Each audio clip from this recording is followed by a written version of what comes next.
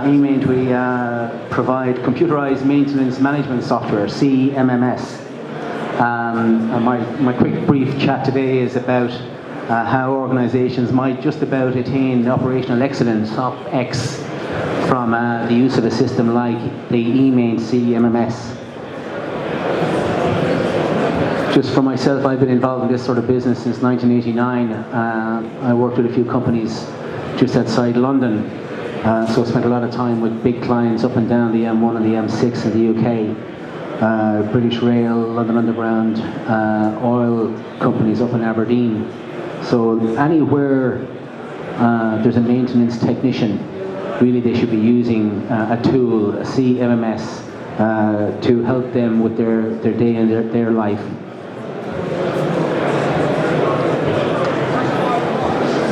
In October, Emaint, which is a 30-year-old company based out of New Jersey, a little town called Marlton, New Jersey, now headquartered in Florida.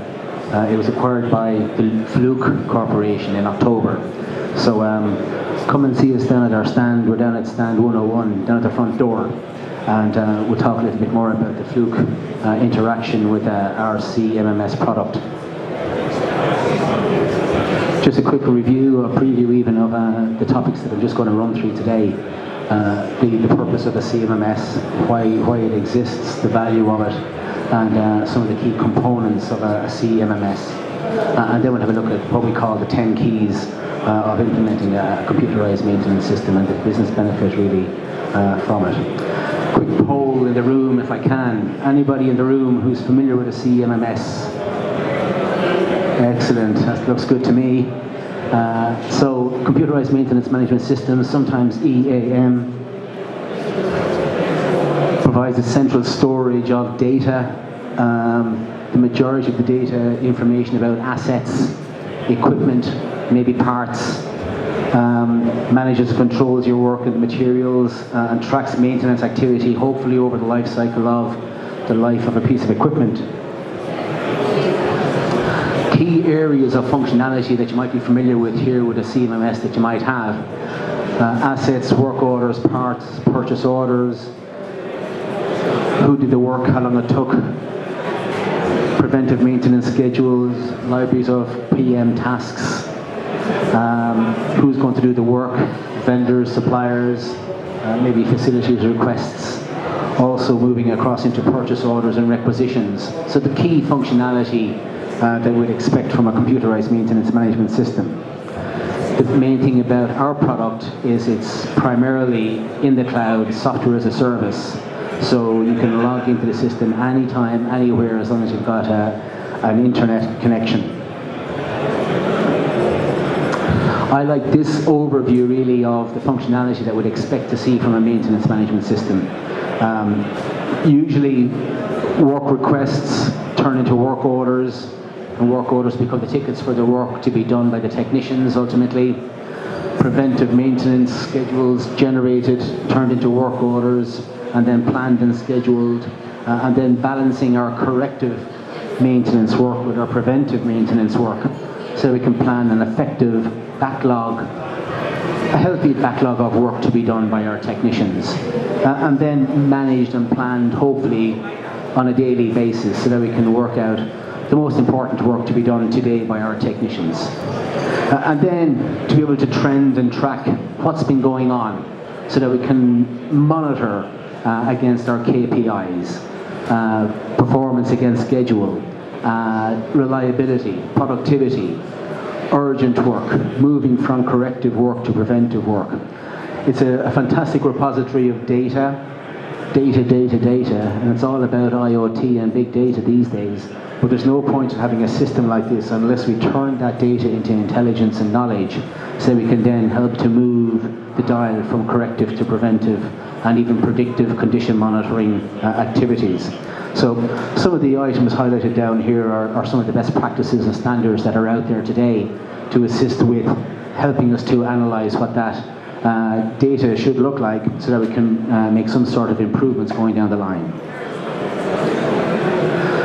Just a quick list of what we call the 10 keys as to where a system like this can come into play.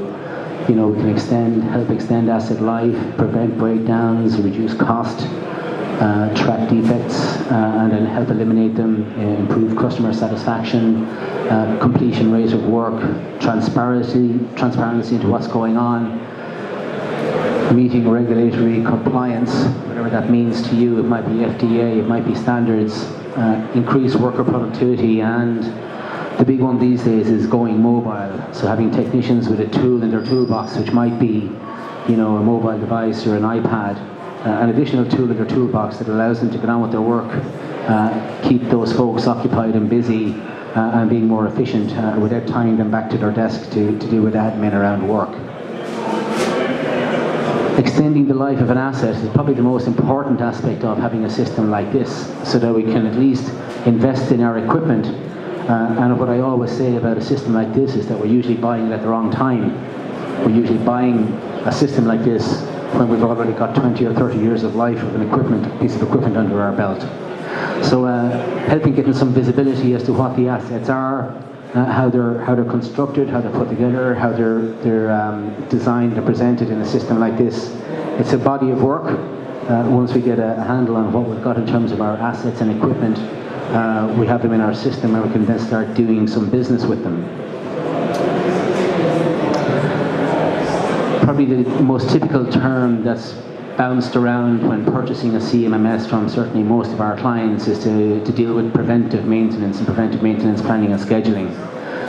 The area that we're starting to focus on now in terms of our software is the so-called predictive maintenance or condition monitoring area within a system like this. So moving the dial from reactive to planned preventive into the predictive maintenance side of the house, and using other tools and technologies then to assist in creating the relationship between other products of the Emaint system to help us to generate preventive and predictive maintenance work orders. Help reduce cost. That image over there of the graph going either up or going down, it's all about the KPIs that we're managing and monitoring so that we can see whatever the KPI is, whether it be cost or productivity or reliability. But once we can see visibility to the parts that are being used on maintenance work, to the resources that are being assigned to maintenance work, and we start capturing our actuals versus our estimates, then we have at least a chance of being able to get a handle on what the cost is in terms of doing the work that we're trying to achieve with using our system. Defect elimination. The idea of technicians doing lots of maintenance work and capturing lots and lots of work orders in a system like this. Really, the key here is that when we're capturing who did the work and how long it took, that we also capture some reliability information, capture some failure information. What failed, how did it fail, what were the root causes of failure. So if we can capture that sort of information, we can get down to the root causes of the defects, and then at least we can come up with some sort of a strategy around run to failure for a piece of equipment, investing in the appropriate strategy going forward, whether it be PM or CM or even run to failure. Improving customer satisfaction. When I was doing a project with London Underground about 20 odd years ago, I wasn't so aware of what customer satisfaction meant in the context of maintenance and reliability and equipment and availability. But a couple of years ago I was at the Emaint conference in the UK, and there was a speaker there mentioned about the actual cost of the doors on the London Underground not closing on time. If they're a second late in closing, there's an unreliability factor being built in there, and the cost of a second to any one particular train and then multiplied times per day is a massive impact, and that massive impact is a customer satisfaction impact. So how a system like an Emaint CMMS can assist with response times, SLAs and reliability that are going to impact a customer, whether it be somebody getting a widget out the door or a technician doing his job. So customer satisfaction being the key stakeholders in the use of a system like this. Increasing work completion. I'm not so sure about increasing work completion, but around having visibility to what work is being done, who's going to do it. When technicians are processing work orders, there's many ways of completing and closing out work orders in a system like this.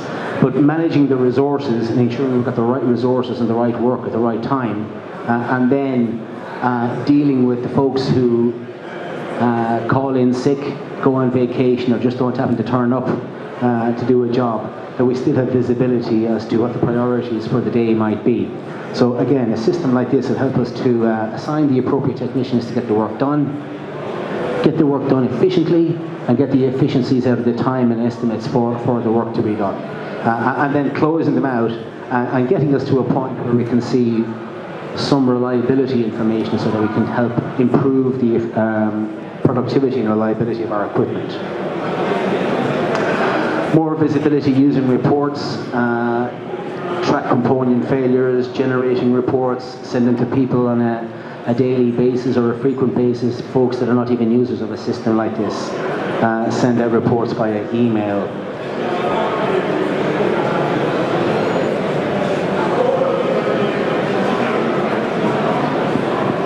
This is very important for a lot of our FDA regulated clients, folks that are audited regularly.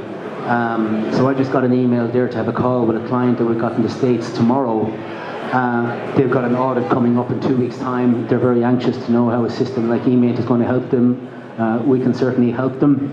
But what you'll find is that when an auditor comes in and they're looking through maintenance and operations activity, they're really trying to get under the rocks to see, when was the last time a job was done on a piece of equipment. It might be a GMP or a GXP piece of equipment.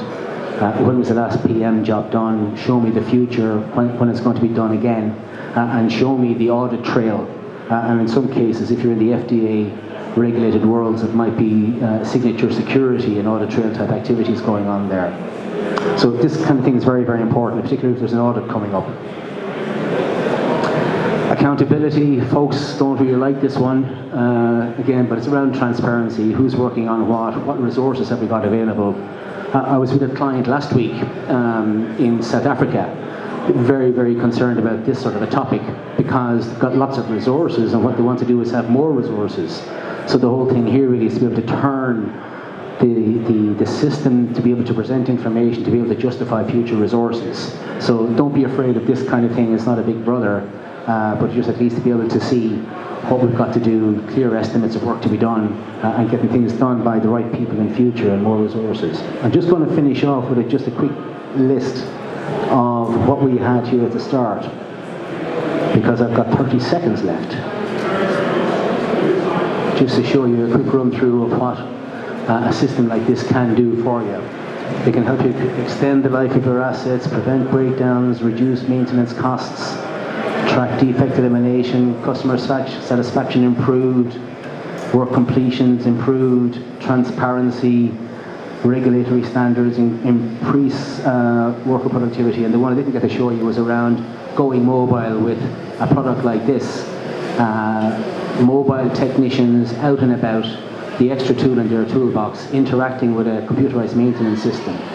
So as I say, I'm Roy from a company called Emaint. We're down at the front door, stand 101.